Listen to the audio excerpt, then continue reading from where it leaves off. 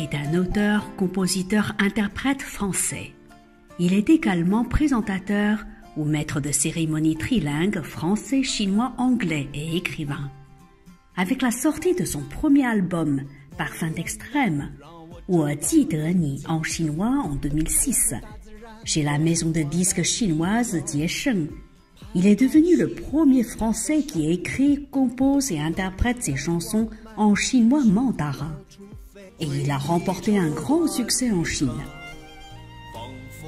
Il a créé et développé le style de musique French Man-Pop ou Man-Pop à la française, 法式话语流行音乐 en chinois. Dante Selian, bonjour. Bonjour Camille. Merci d'être avec nous. Alors vous êtes le premier et peut-être le seul Français qui chante en langue chinoise. Et vos concerts ont remporté beaucoup de succès en Chine, en attendant d'y retourner, à cause du Covid bien sûr. Vous vous produisez en France. Est-ce que vous pouvez revenir sur vos concerts dans dans les Instituts Confucius en France en 2022? Oui, déjà je suis très heureux d'être ici à nouveau pour parler un petit peu des échanges franco-chinois qui persistent et qui subsistent malgré les difficultés qu'on a en ce moment entre la France et la Chine, ne serait-ce que pour y aller. Et c'est vrai que pendant toutes ces années, presque 20 dernières années, j'ai fait beaucoup de concerts en Chine et ça me manquait d'avoir un public chinois. Et j'ai eu la chance en 2022, puisque en France les concerts ont pu reprendre, de faire des concerts dans les Instituts Confucius en France. Alors comment ça s'est passé alors?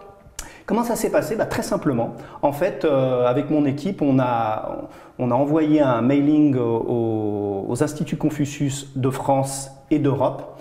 Et en quelques jours, j'ai eu des réponses positives, principalement l'Institut Confucius d'Orléans, l'Institut Confucius d'Angers et d'autres instituts. Mais l'Institut d'Angers et l'Institut d'Orléans m'ont tout de suite donné une date de concert, parce qu'ils avaient envie justement de reprendre ces échanges culturels. Donc j'ai pu faire 2 concerts, ça s'est vraiment très bien passé. 2 concerts en vrai, dans des salles, salles, oui, bien sûr. Alors moi j'ai fait pendant 2 ans, pendant le confinement, j'ai fait des lives sur Facebook, sur YouTube, sur Instagram. Mais là c'était vraiment des concerts en présentiel. Voilà, avec un public chinois, franco-chinois. Tout à fait. Le public des Instituts Confucius en France, qui était aussi en manque de spectacles chinois, puisque en ce moment, les artistes chinois ne peuvent pas venir en France, les artistes français ne peuvent pas aller en Chine. Donc, on essaye de trouver des artistes chinois ou franco-chinois qui font des concerts en Europe. Alors, quelles sont les chansons que vous avez chantées alors? Alors, j'ai chanté une vingtaine de chansons. Une vingtaine? Une vingtaine, ouais. En français et en chinois? Principalement en chinois. Principalement en chinois. Oui, parce qu'en fait, le public, c'est le public des Instituts Confucius. Ce sont des gens qui sont intéressés par la Chine. Et en fait, j'ai mélangé mon concert avec une conférence. C'est-à-dire qu'on l'a intitulé « Conférence-concert ». La conférence est en français. J'explique un petit peu mon parcours en Chine. Et les chansons sont en chinois, ce sont mes compositions. Et au fur et à mesure de la conférence, j'intègre des chansons en chinois pour illustrer un petit peu mon parcours en Chine.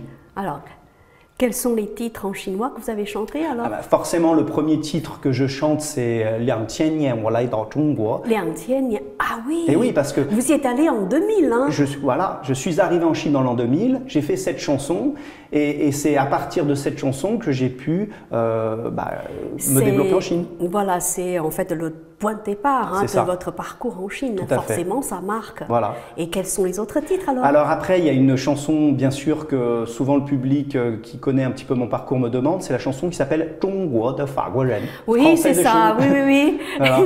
Ces chansons-là, on la connaît presque par cœur. « 中国的法国人». Donc c'est une chanson en fait qui explique mon parcours depuis l'âge de 11 ans quand j'ai appris le mandarin en France, à Lyon, jusqu'à l'âge de 27 ans en Chine, ça fait quand même pas mal de temps, où j'ai sorti mon premier album, cet album Parfum d'extrême, Wo Ji De Ni. Voilà, cet album qui a été signé par une maison de disques en Chine.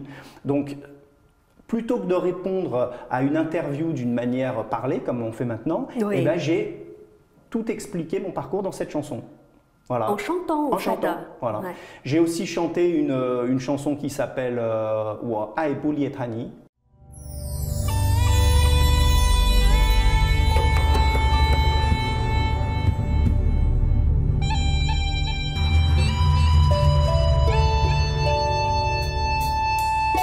年小的时候，曾听父亲说过，在地球的那边有一片神秘的土地，眼睛里有梦想，心里有勇气，那里的人民生活健康快乐。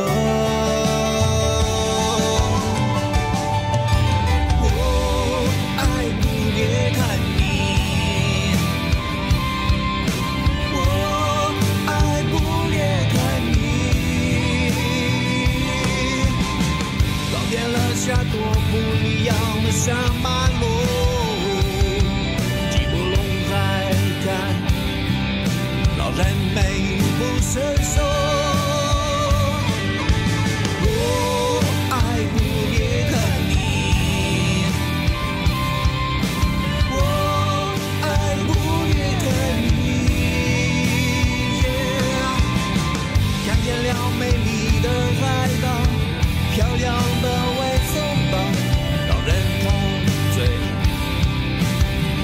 善良的森林，我上学的时候听老师讲过，在法国的土地上有一只银树，3000年的文化令它灿烂夺目，那屹立的身躯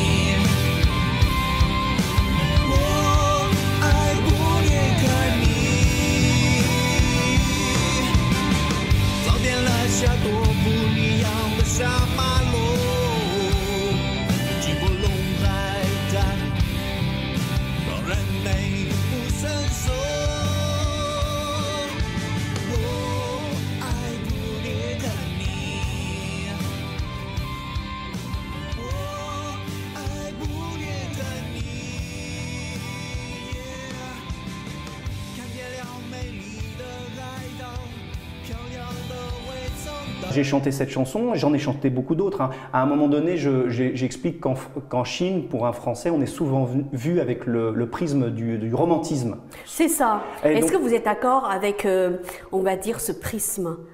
Parce que quand on vit en France, on a l'impression que c'est vraiment un cliché. C'est vrai que les Français, ils sont plus ou moins romantiques, mais ils ont aussi un sens pratique très développé. Hein, ce qui a, je vais dire... C'est vrai, mais justement, c'est ça qui est intéressant, c'est qu'après avoir vécu tant d'années en Chine, moi j'ai dû me rendre à l'évidence. Partout où j'allais en Chine, mes amis chinois ou le public chinois me disaient « Ah, vous les Français, vous êtes romantiques ». Et c'est vrai qu'après, en y réfléchissant, quelquefois je me disais « En tout cas, on a un romantisme à la française ». Donc, dans ma conférence-concert auprès des Instituts Confucius, à un moment donné du concert, j'ai chanté une chanson que je considère romantique, qui s'appelle « Oh ma chérie, wa zhengda aini ». Voilà. Et donc voilà, donc en fait ce concert, cette conférence-concert, elle suit comme ça une ligne où je parle de certains concepts franco-chinois, voilà, les échanges franco-chinois à travers des chansons en mandarin. Et donc j'imagine que le public a dû adorer. Surtout, je pense que le public, ce qu'il a adoré, c'était de pouvoir reprendre des vrais concerts, des vrais échanges culturels, parce que en France, il y a énormément de personnes. Il y a énormément de personnes qui adorent la culture chinoise, qui ont envie d'aller à des événements chinois, franco-chinois même. Et je pense, enfin en tout cas moi je l'ai vu dans le public, après on a quand même beaucoup échangé. Les gens ont soif de voyager, ils ont soif de reprendre le voyage en Chine. Et donc à travers la musique, à travers ces échanges, j'ai vu qu'il y avait vraiment beaucoup à faire. C'est pour ça que je suis très confiant justement même en l'avenir de ces concerts et de cette conférence. Vous avez aussi chanté dans les centres culturels et les écoles de commerce. Tout à fait. Est-ce que vous pouvez nous en dire plus? Tout à fait. Alors d'abord les écoles de commerce, en fait ce qui s'est passé c'est qu'il y avait beaucoup de Chinois qui venaient en France pour faire une école de commerce. C'est ça. Qui n'ont plus pu le faire. C'est à cause des voyages, à cause des avions, ils n'ont pas pu venir. Et de la même manière, beaucoup de Français qui étudiaient en Chine ont vu leurs études interrompues. Donc les écoles de commerce m'ont demandé de faire des interventions. D'abord en live stream ou par Zoom, donc des interventions, concerts-conférences en visioconférence. Et puis quand on a pu refaire des événements réels, eh bien je suis intervenu dans des écoles de commerce à Paris. Par exemple, alors, on va dire le plus intéressant pour moi, ça a été le TED Talk, le TEDx. Alors c'est un discours de 12 minutes pour expliquer mon parcours en Chine avec 4 points. Voilà, donc on va peut-être pouvoir voir les images ici. Oui, voilà, vous avez les images qui sont des belles images. Très bien, on regarde tout de suite. Ouais, prise à Paris à l'IESEG, à l'école de commerce IESEG.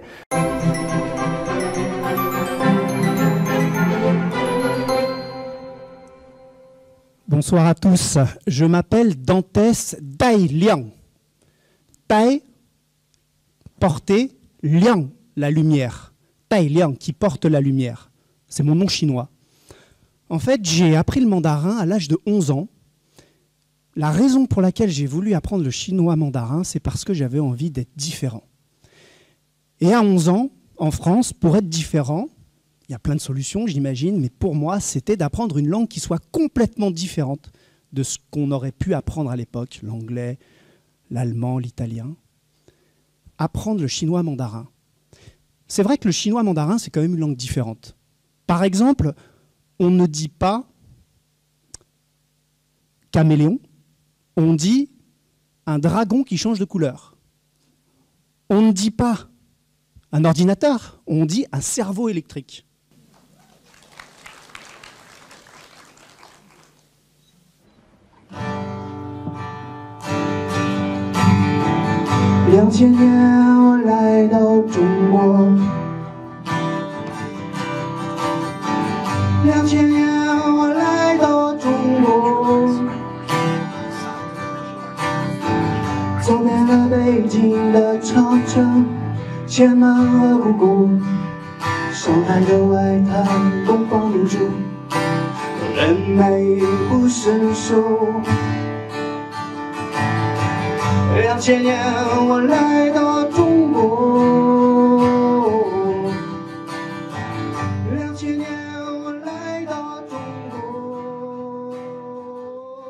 Je suis aussi intervenu dans la région où je réside en ce moment, c'est-à-dire en Rhône-Alpes, du côté de Chambéry, dans les montagnes, voilà, où aussi il y a une école de commerce qui se développe en Chine, et je suis intervenu auprès des étudiants. Voilà, donc les écoles de commerce, et puis les centres culturels. J'ai la bonne nouvelle d'avoir quasiment signé, on va dire, un concert au centre culturel chinois de Paris, au mois d'octobre ou novembre. Ah oui, au mois d'octobre. Ouais. Vous nous tenez au courant alors? Bien sûr. Ouais.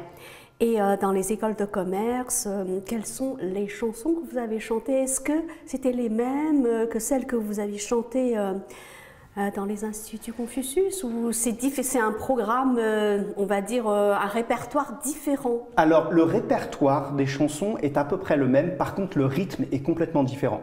Quand j'interviens dans un institut Confucius, j'ai entre 2 heures et 3 heures devant moi. C'est long quand même. Long. Voilà, c'est une conférence, c'est un échange, voilà. Ouais. Alors que quand je suis dans une école de commerce, ou voire même dans des lycées qui apprennent, où beaucoup d'étudiants français apprennent le chinois mandarin, ouais. Il faut que le rythme soit très rapide. Ce sont des jeunes. Voilà, ils ont envie que ça aille vite. Donc moi, j'accélère les idées, j'accélère les chansons. Je chante à peu près les mêmes chansons, mais déjà, je ne vais peut-être pas les chanter en entier. Je vais faire des extraits, je vais donner beaucoup d'anecdotes de ma vie en Chine, des choses faciles, des difficultés. J'ai même invité des étudiants à chanter avec moi sur la scène, par exemple la chanson Zhongguo de Fa Guo Ren. Oui, Zhongguo de Fa Guo Ren.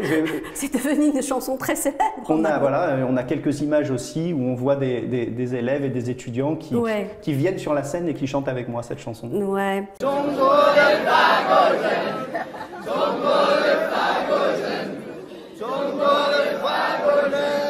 Alors, j'ai vraiment l'impression qu'avant le Covid, comme vous étiez très souvent en Chine, vous étiez très célèbre en Chine. Maintenant, avec le Covid, puisque vous ne pouvez pas y aller, vous êtes sollicité pour vous produire en France et du coup, vous êtes devenu très célèbre. Enfin, je veux dire peut-être aussi célèbre en France qu'en Chine, non? C'est juste une impression. Hein. Alors c'est juste une impression parce que justement les quelques médias français avec qui je travaille jouent beaucoup sur cette image du fait d'être connu en Chine et inconnu en France.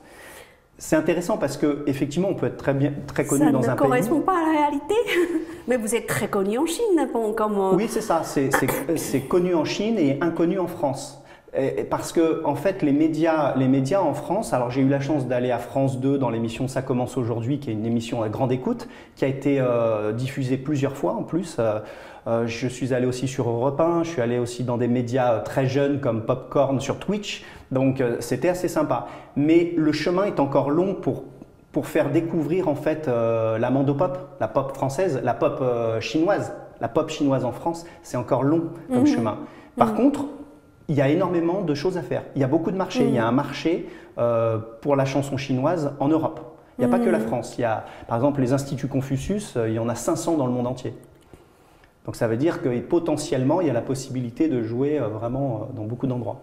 Donc le marché, on va dire, il y a un vrai potentiel en France aussi. Bien sûr. Pour promouvoir. Enfin, en tout cas, puisque vous parlez les deux langues et vous connaissez bien les deux cultures, je pense que vous avez beaucoup de choses intéressantes à faire, aussi bien pour intéresser la Chine, on va dire les Chinois à la culture française, que pour, on va dire, inciter les Français à mieux connaître la culture chinoise. Tout à fait, oui.